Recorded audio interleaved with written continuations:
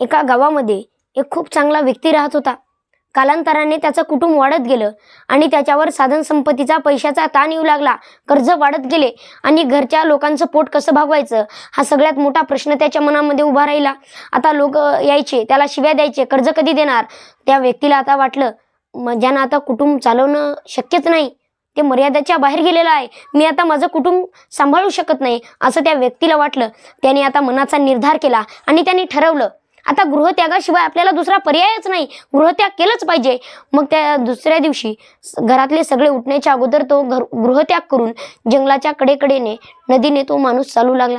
आणि तो व्यक्ती काही वेळानंतर पुढे गेला आणि त्याला एका झाडाखाली काही शिष्य आणि त्यांच्यासोबत त्यांचा गुरु म्हणजे तथागत गौतम बुद्ध दिसले.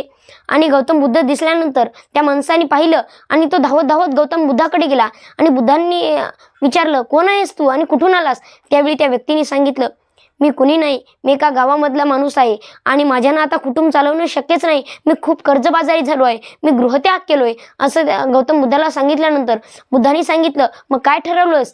त्यावेळी त्या व्यक्तीने ठरवलं होतं, घरून तर काही ठरवून आलेलो नाही, पण तुम्हाला पाहिलं आणि तुमच्या शिष्याला पाहिलं होतं, आता मी तुमच्या शिष्यात मिसळून तुमचा शिष्य बनून राहणार असं त्या गौतम बुद्धांना म्हटल्यानंतर गौतम बुद्धांनी त्याला होकार दिला आणि आपल्या शिष्यामध्ये मिळून घेतलं. काही दिवसानंतर गौतम बुद्ध आपल्या शिष्यांना सोबत घेऊन भिक्षा मागण्यासाठी गावोगावी निघाले. मग गावोगावी भिक्षा मागत मागत निघाल्यानंतर जंगलामध्ये आल्यानंतर खूप ऊन वाढलेलं होतं. गौतम बुद्धांना तहान लागली आणि गौतम बुद्धांनी त्या नवीन शिष्याला सांगितलं, एक काम कर, बाजूलाच एक नदी आहे आणि त्या नदीमधून या मडक्यामध्ये मला प्यायपुरतं तू जाऊन पाणी घेऊन ये. त्यावेळी त्या शिष्यानी त्या हातात मडकं घेतलं आणि नदीकडे तो गेला. नदीकडे गेल्यानंतर त्यांनी नदीत पाहिलं तर काय, खूप सारे जंगली प्राणी त्या नदीमध्ये खेळत होते आणि खालची गाळ वर येऊन पाणी सगळं खराब झालं होतं. मग आता त्या व्यक्तीला वाटलं की पाणी कसं घ्यायचं, हे तर पाणी तथागत पिऊ शकत नाहीत. म्हणून त्या व्यक्तीला पाहून सगळे प्राणी सुद्धा पळून गेले. पण ती गाळ वर येऊन होती आणि सगळं पाणी खराब झालेलं होतं. ते शिष्य परत बुद्धांकडे आला आणि बुद्धांना म्हणाला, तथागत, प्राण्यामुळं पाणी खराब झालेलं आहे, मी थोड्या वेळानं जाईल. तथागतांनी सांगितलं, थांब, थोड्या वेळानंतर तू पुन्हा जा.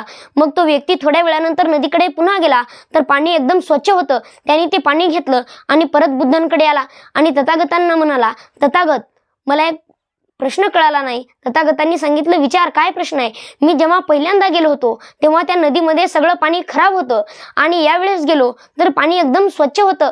त्यावर तथागतांनी सांगितलं, जेव्हा तू अगोदर गेला होतास तेव्हा पाण्यातली खाल्ली गाळ वर येऊन पाणी खराब झालं होतं. थोड्या वेळानंतर त्या पाण्यातली खराब जी गाळ आहे ती खाली गेली आणि पाणी स्वच्छ झालं. आपल्या आयुष्यात सुद्धा तसंच आहे. आपल्यातले नकारात्मक विचार जर आपण सोडून दिले तर आपण एकदम चांगले व्यक्ती आहोत आणि आपण एकदम सज्जन व्यक्ती आहोत असं ओळखावं.